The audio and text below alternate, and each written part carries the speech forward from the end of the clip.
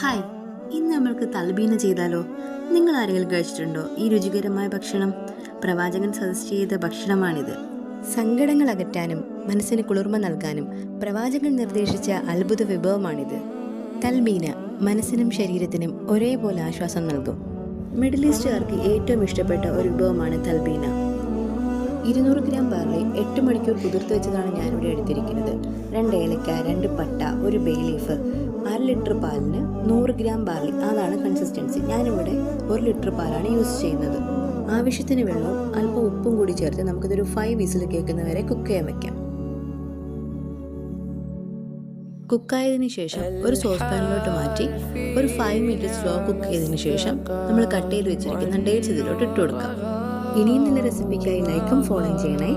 Honey ചേർത്ത video എൻ്റെ അങ്ങ് മിസ്സായിപ്പോയി കേട്ടോ. അതുകൊണ്ട് ഇഷ്ടമുള്ള നട്ട്സും ഹണിയും കൂടെ ചേർത്ത് നമുക്കിത് സെർവ് ചെയ്യാം. അങ്ങനെ നമ്മുടെ തൽബീന ഇവിടെ റെഡി ആയിട്ടുണ്ട്.